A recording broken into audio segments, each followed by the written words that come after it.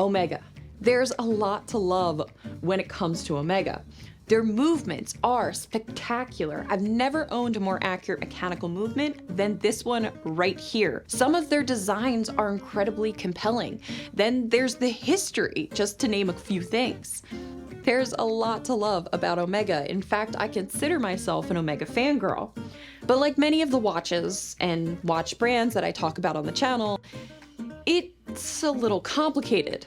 So today we're gonna sit back, relax, and talk about my very complicated love-hate relationship with Omega.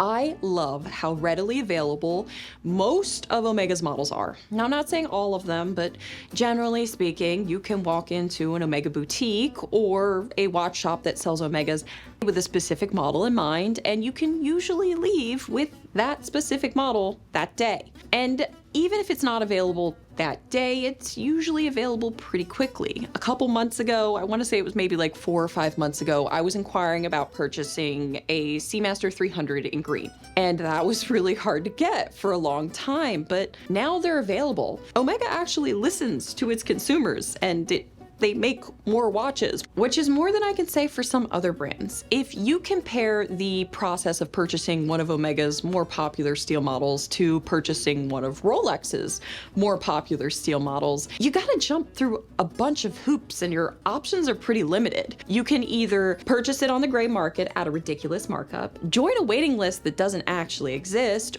or you can buy a bunch of watches from the same AD before they even let you see that steel model you've been drooling over forever. Omega doesn't play those reindeer games. They actually make enough watches for their consumers, and Rolex's brilliant marketing strategy aside, I as a consumer really appreciate that.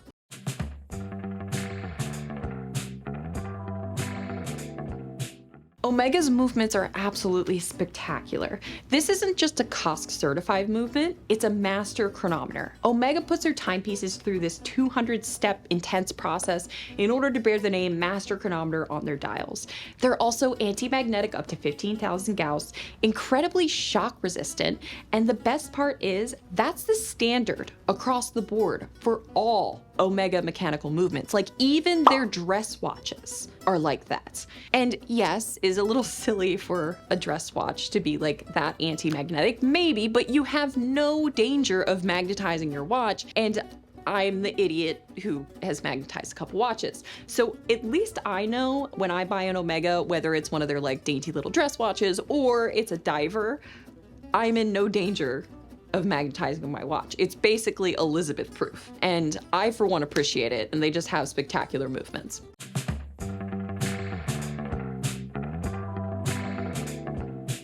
I love that when I purchase an Omega, I'm getting a lot of watch for the money. Now I get it, like Omegas, they're not cheap. But what I'm really talking about here is like their steel models, that entry level luxury. Like Omega's not an entry level brand. If you start getting into those precious metal models, it's gonna get real expensive real fast.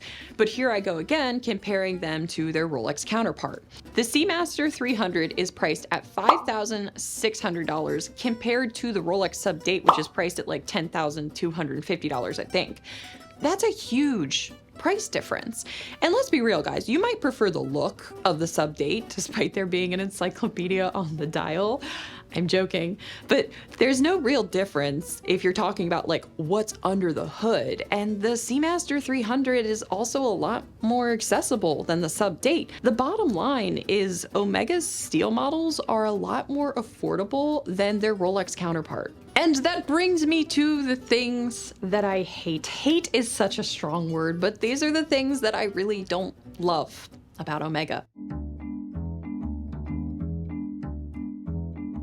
Now hear me out. I love a lot of Omega's designs, despite some of my favorites being a little bit too big for me to pull off personally. But sometimes they make these really odd and unnecessary design choices, like specifically with the Seamaster 300 and that wart of a helium escape valve.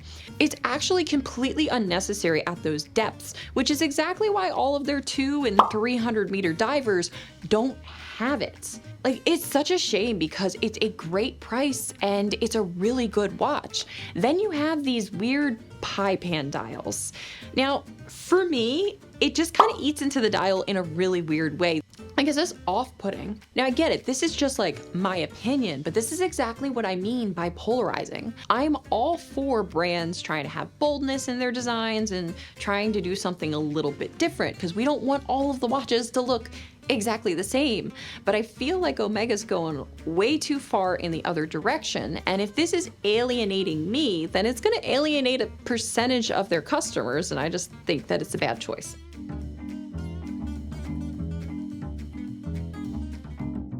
But Elle, you just said that the pricing is great. Yes, Omega pricing as a whole is great, but there are some discrepancies when it comes to individual models. So Britt made a video about this a little while back, and if you want like more in-depth video about that, then go watch her video. I personally thoroughly enjoyed it, and I 100% agree with her that there's no reason why the Aquaterra should cost more than the Seamaster 300. It just doesn't make any sense. Imagine a world where you had the 41mm Rolex Datejust and it cost more than the sub-date. It just wouldn't make any sense. Then there's just way too many special editions, and the pricing for those doesn't make sense either.